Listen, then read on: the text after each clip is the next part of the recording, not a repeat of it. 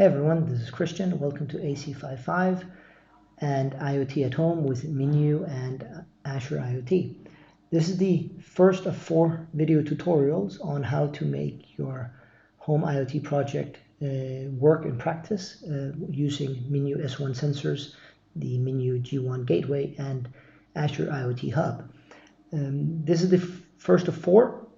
In this first tutorial, I'll just set up and explain the use case, what you'll need to succeed, and talk you through the agenda and the table of content for each of the other 3 tutorials. So let's dive right in. First, a bit of a disclaimer.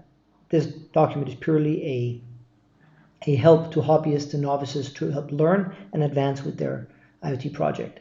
Personally, I struggled for a very long time to get connectivity to work and couldn't find help anywhere. Therefore, I'm offering this document and this tutorial to help everyone else learn faster. A note, I'm not a professional developer or an IoT expert.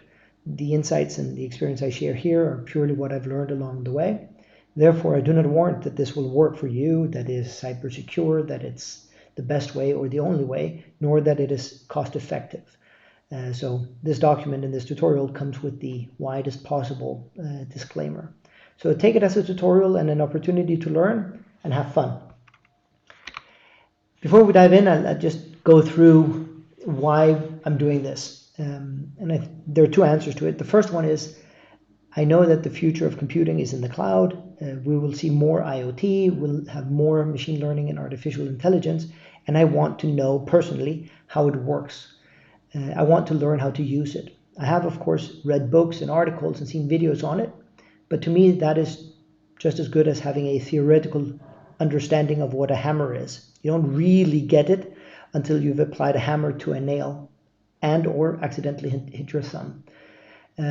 So with these tutorials and my own home projects, I'm trying to learn and use all the different functionalities in practice, turn all the knobs, tweak all the settings to understand how these technologies work.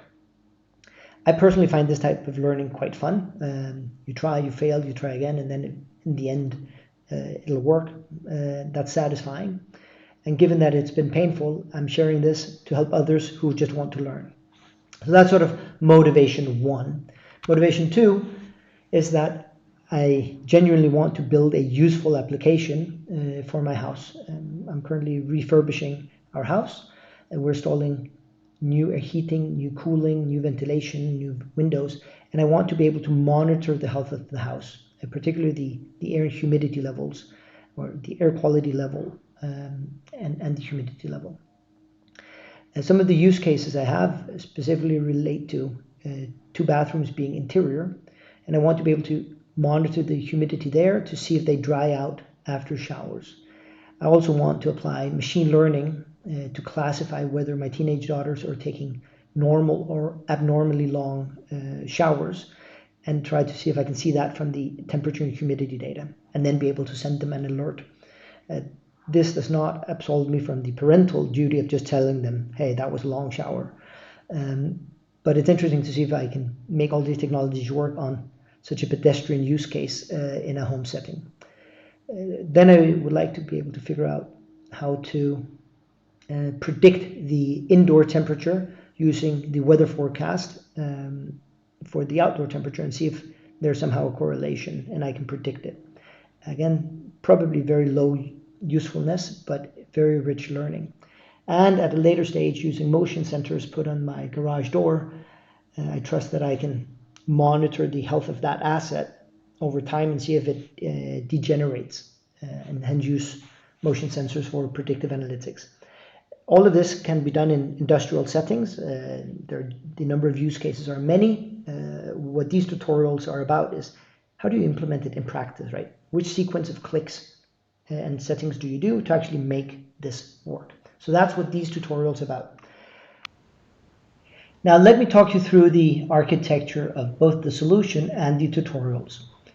On premise at my home in AC55, I have a number of Minew S1 Sensors and a Minew G1 Gateway. In the cloud, I'll use 4 Azure services. I'll use IoT Hub for ingestion of the data.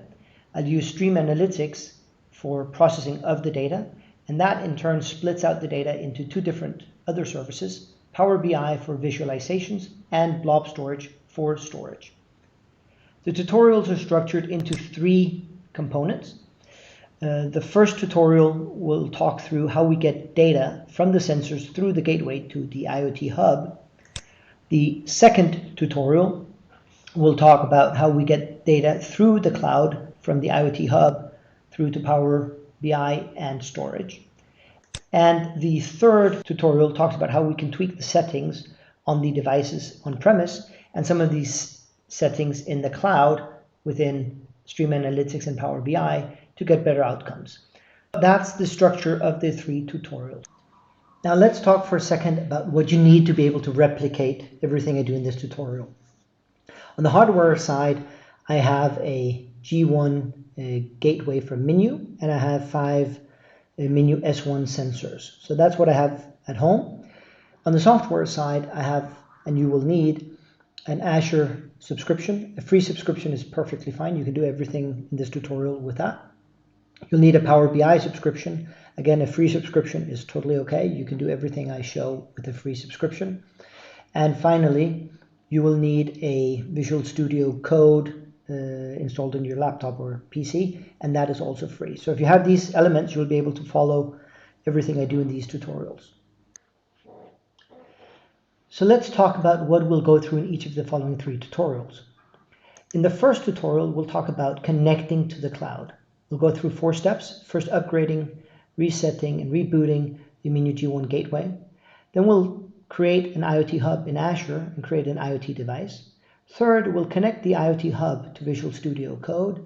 And finally, fourth, we'll configure the Minew G1 Gateway to send the data to the Azure IoT Hub. Now, all of this at this point in time may sound like gibberish, but trust me, we'll go through step by step, and you'll be confident at the end of it.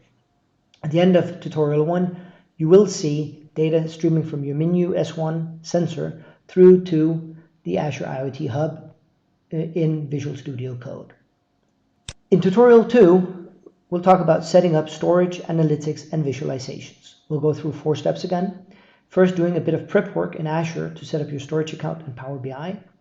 Second, we'll define an Azure Stream Analytics input and output settings. Third, we'll define and run your first Stream Analytics queries.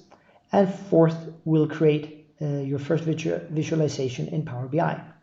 At the end of tutorial 2, you will see your Minew S1 data stream through into a tile in Power BI. In the third tutorial, we'll talk about tweaking the setup. We'll look at some of the tweaks you can do in the sensors and on the gateway to improve performance. We'll talk about adding reference data to your Stream Analytics queries, and we'll do some more interesting Power BI visualizations. And then lastly, we'll talk through how you can monitor the sensor data quality. And at the end of tutorial 3, we'll have a fully functioning monitoring system, just like the one I have to monitor my house, using the Minew sensor setup and Azure IoT Hub. It's super exciting. I'm very confident that you'll learn a lot, and I look forward to sharing all of my experience with you. So let's dive in.